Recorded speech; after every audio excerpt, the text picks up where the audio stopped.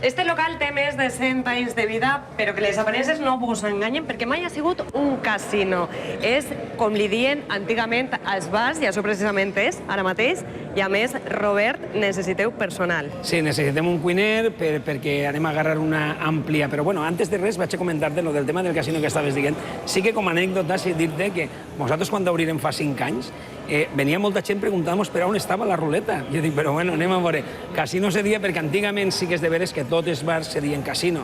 Això és un edifici del 1911, crec que és, i sí que després ha continuat el nom de casino perquè és un casino, el que ara avui és un bar, antes seria casino. I bueno, i tornant a lo que estàvem comentant, sí que és de veres que nosaltres necessitem així buscar un cuiner que tinguera i que tocara molt el tema de l'arròs, perquè nosaltres el que hem tratat és de buscar-li que el casino torni a treballar els seus arraigos, vull dir, que toqui el tema dels arrossos, que és un plat per excel·lència d'ací de València. Tot això ha sigut per una ampliació de cuina, perquè ens vegem un poquet ara lligats en que la demanda, gràcies a Déu, ens va prou bé, i la veritat volem donar l'oportunitat de que vinga gent de fora i que se pugui acoplar així. Una oportunitat que com estarà pagada?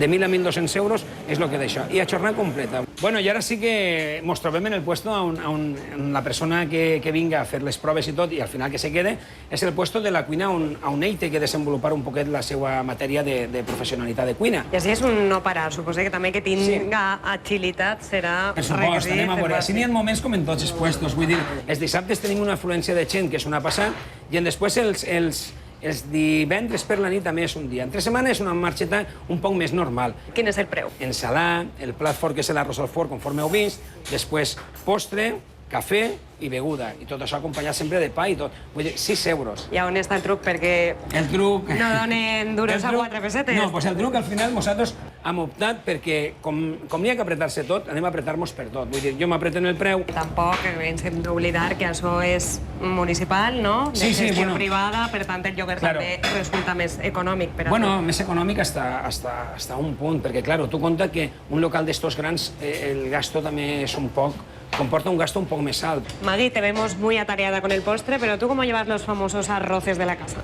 Pues más o menos bien, nos estamos enseñando, yo y mi compañera, que somos 3 de normal, pero las otras ya está de vacaciones.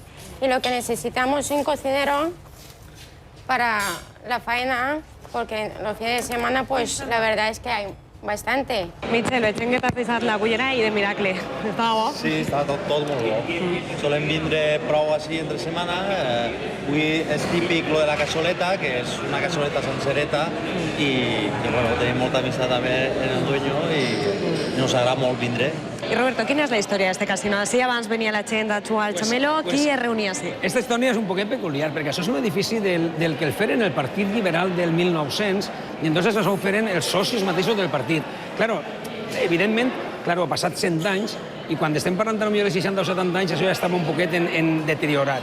Al final, l'Ajuntament és el que se va fer càrrec un poquet de remodelar-ho tot, fer la reconstrucció de l'edifici, i la veritat és que li ha donat l'encanto, s'ha guardat tota l'arquitectura del seu entonces, i nosaltres el que hem fet ha sigut transformar-ho. Ha passat per moltes coses. Va ser Ajuntament d'ací del poble un any, i nosaltres hem tornat a treballar, que era el que l'Ajuntament volia, a que el casino fora el que va ser en el seu dia. Encara són les 2, i està ple de gent. Vull dir-te, la veritat és que, de totes les maneres, sí que dir-nos que els cuiners que es comencen a afanyar-se si ens tenen que canviar els currículums, perquè la veritat és que ens fa falta. I nosaltres també vos fem memòria d'este lloc de treball. Busquem un cuiner per a treballar en el casino d'Algemesí. Esta ha sigut la nostra oferta del dia. Nosaltres continuem buscant.